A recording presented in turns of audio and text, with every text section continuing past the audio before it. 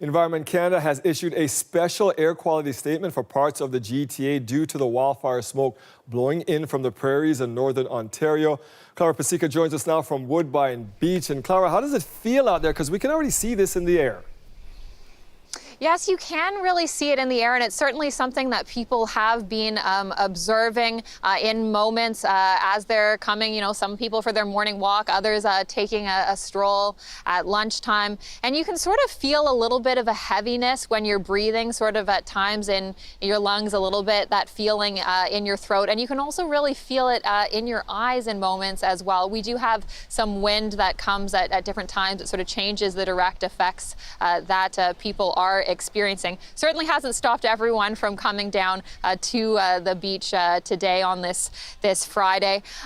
They have issued this special air quality statement for the City of Toronto related to the wildfires. Now, this is wildfires that are burning in northern Ontario as well as other parts of the country. Speaking to people here on the boardwalk today, people are noticing things. They had this to say. You can see around the sun that obviously there's a bit more pollution in the air, but once again, I don't think it's as worse as it was a couple summers ago. You can feel a little heaviness in the lungs this morning, for sure. It was noticeable, like right away when you got outside. I'm going to have to manage my activity today, even though I'm pretty healthy. Not trying to run or do any physical activity greater than walking, so. Now, we've been speaking with multiple meteorologists from Environment and Climate Change Canada today, and they're emphasizing that different parts of the Greater Toronto Area experiencing different air quality today and in the days ahead. Now, it's the east side of Toronto and area that are going to be experiencing worse air quality. Have a listen.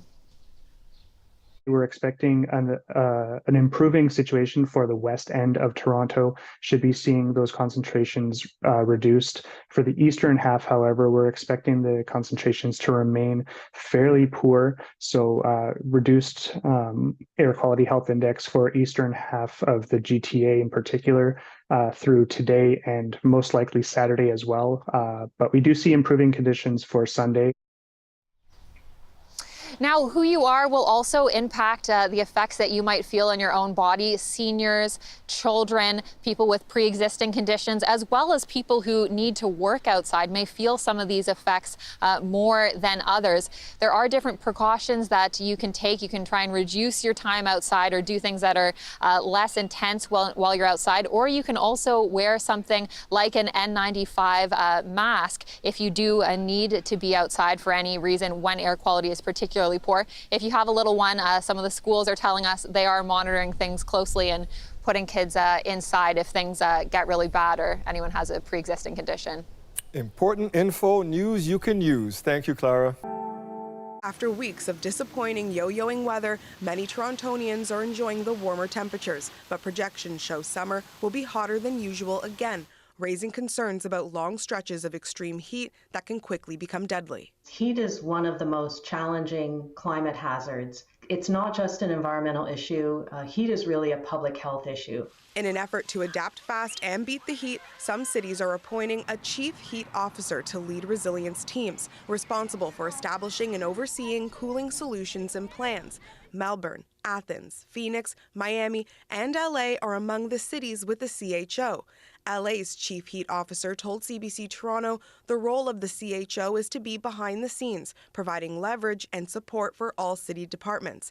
My priority is to reduce injuries from extreme heat, which are felt the most in low-income areas which lack shade, tree canopy, and ACs in many of their units and homes. Some experts and advocates say creating the position in Toronto could help the city become heat resilient faster. Heat is really that big of an issue. We just need to think about the heat dome in Vancouver and the 600 plus deaths that resulted from that. And that was a lack of preparation And it took Vancouver by surprise. It should not take any other city by surprise. The city's heat relief strategy includes multiple services such as cooling centers, street outreach, and public messaging. To execute the plans, 15 city departments and agencies play a role, including Toronto Public Health and Toronto Emergency Management. We really need multiple dedicated positions and resources across divisions. We know that the city is working on it. In terms of having a senior position, there needs to be a really strong focus on keeping residents safe, and it can't be a ceremonial thing. It's really a matter of life and death for some residents. And Toronto's already getting hotter and hotter. National temperature forecasts show there's an 80% probability the next 3 months in the city are on track to be hotter than in past years.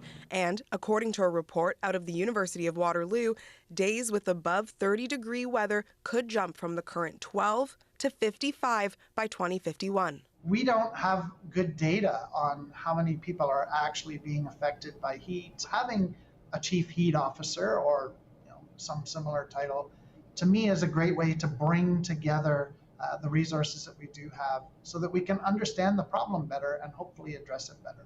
In an email, the City of Toronto says its heat relief strategy doesn't include plans to hire a chief heat officer, but more details on related services are available online. Brittany Billette, CBC News, Toronto.